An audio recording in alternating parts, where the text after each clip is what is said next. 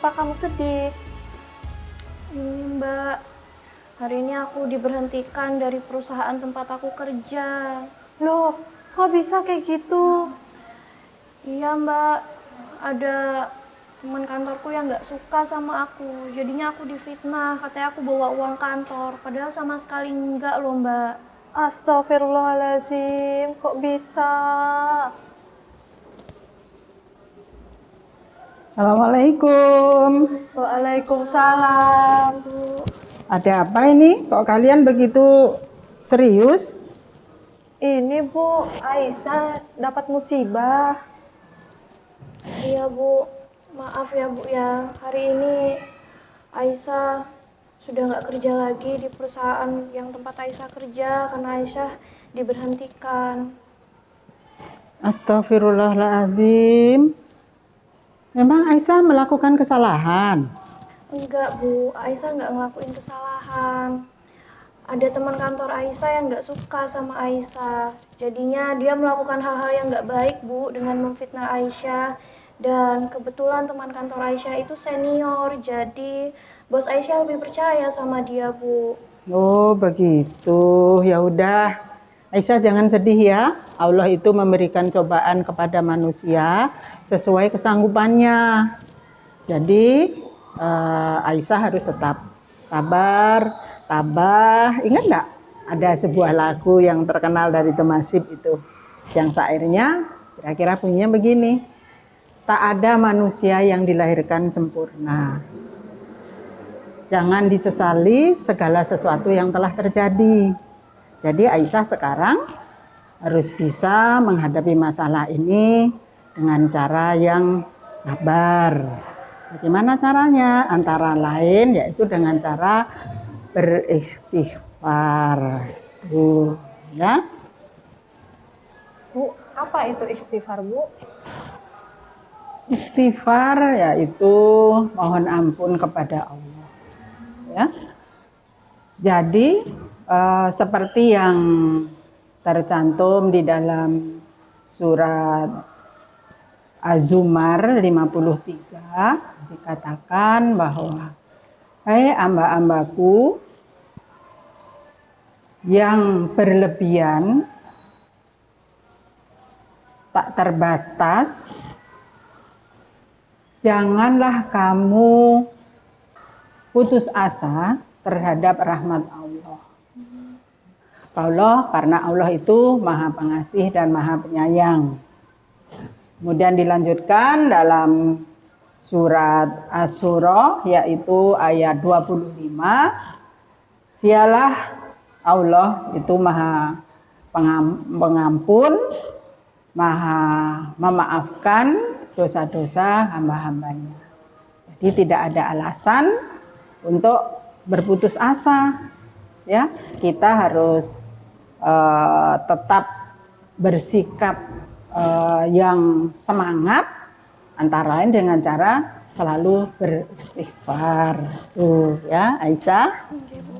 Oh iya Bu, bagaimana ya Bu lafaz istighfar itu dan kapan sih kita beristighfar itu Bu? Oh iya, istighfar itu lafadznya ada yang pendek, yang paling sederhana, kemudian ada yang lebih panjang, dan ada yang biasa ibu biasanya digunakan itu ada 3 macam.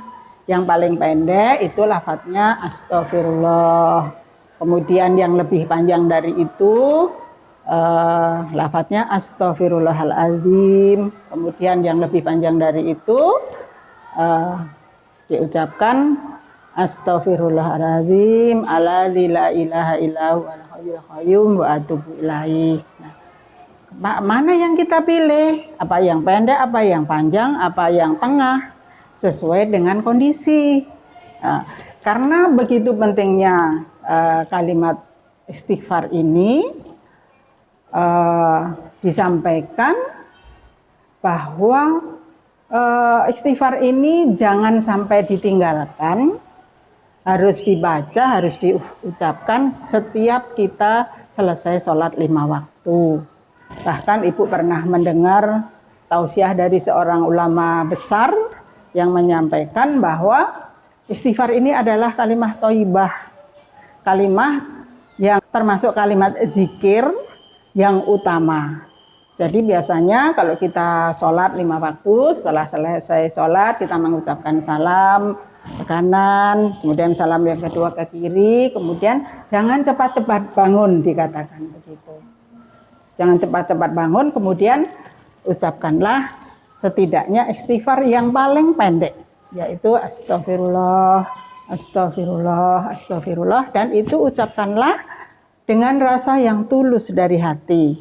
Insya Allah Allah akan ridho apa yang kita harapkan gitu. Jadi itu lafadznya. Kemudian kapan istighfar itu diucapkan? Tadi yang pertama sudah setiap habis sholat 5 waktu ya. Kemudian setiap kita akan ingat, setiap kita akan melakukan sebuah perbuatan yang tidak baik atau perbuatan buruk atau yang lebih ekstrim dikatakan perbuatan maksiat ya.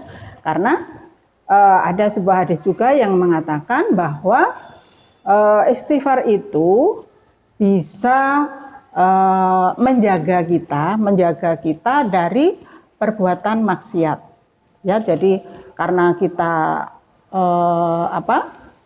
terbiasa mengucapkan istighfar itu setiap mau berbuat tidak baik ya, kita ingat kepada Allah.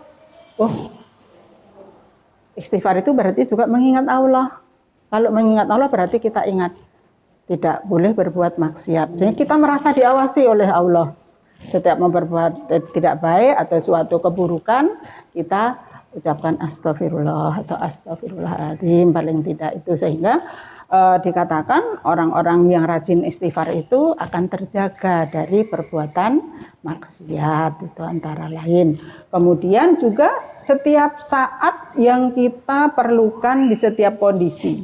Misalnya ini, suatu saat kita sedang jalan-jalan atau apa, kita di jalan tidak sengaja melihat orang yang berbuat tidak baik.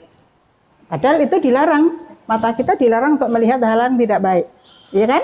Nah, makanya kita otomatis kita ucapkan astagfirullah sambil kita palingkan muka, jangan astagfirullah tapi kita pentelengi malahan. Ya, jadi itu. Jadi kemudian misalnya maksiat apa lagi? Contohnya terhadap diri sendiri, misalnya suatu saat, suatu hari, ini Aisyah kerja nih, berangkat kantor biasanya 7:30 sudah ada di kantor.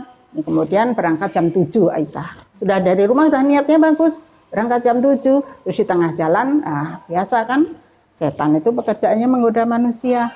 Kemudian dia ingat teman-temannya biasanya ada yang sering terlambat, ada yang jam 7:30 baru nyampe, ada yang jam 8 baru nyampe kantor. Kemudian Aisyah punya ide, aku mau mampir dulu cari ini, cari itu. Itu namanya maksiat terhadap diri sendiri. Ya, cepat-cepatlah ucapkan apa? Istighfar, astagfirullahaladzim. Itu antara lain dari istighfar itu, antara lain itu ya. Lalu apa manfaatnya istighfar, Bu?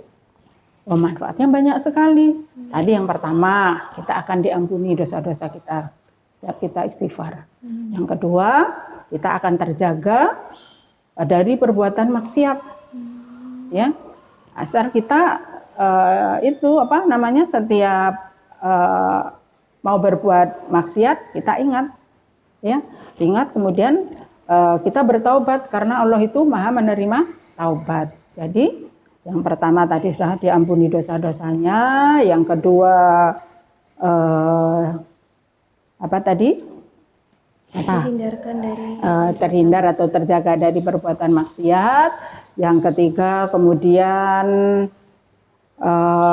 diperbanyak rezeki, karena dengan istighfar itu ternyata juga mempermudah usaha kita.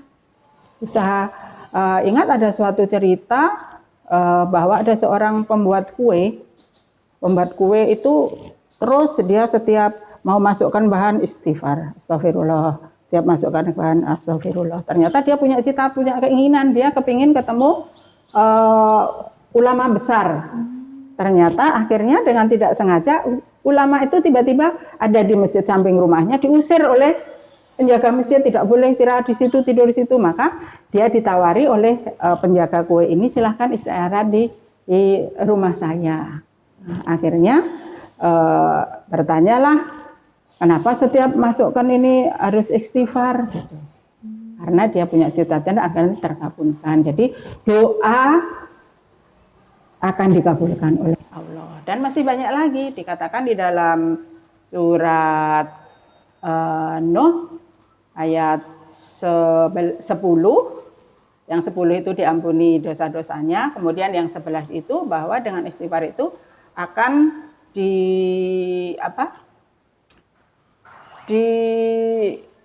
dimudahkan diadakan kebun-kebun, ya. Kebun-kebun. Kenapa? Apa hubungannya istighfar dengan kebun-kebun? Ya, kebun itu adalah tanaman yang berbuah, yang warna yang hijau sudah membuat kita nyaman, kemudian berbuah, buahnya bisa kita manfaatkan sehari-hari, dan masih banyak lagi. Itu antara lain, tapi yang jelas bahwa istighfar itu adalah merupakan kalimat thayyibah. Kemudian istighfar itu adalah kalimat yang mudah kita ucapkan, tapi manfaatnya sangat besar. Jadi tidak ada alasan untuk kita untuk tidak selalu beristighfar. Jadi Aisyah sekarang sudah tahu bagaimana caranya menyikapi kalau ada mengalami hal seperti itu. Kemudian bisa memberikan nanti masukan kepada temannya supaya mereka tidak melakukan hal-hal yang tidak baik ketika mengalami masalah atau musibah, ya. Nah, jadi itu. Baik Ibu, terima kasih untuk Ibu dan Mbak. Alhamdulillah sekarang Aisyah sudah merasa lebih baikan. Alhamdulillah, mudah-mudahan Aisyah nanti Allah berikan pekerjaan yang lebih baik daripada yang kemarin. Pekerjaan pilihan Allah pasti itu yang terbaik bagi Anda. Ya. Terima kasih Ibu. Aisyah, sudah sore. Oh iya. Kita masak ke dapur buat persiapan buka. Oke, ayo Mbak. Dan buka, ayo.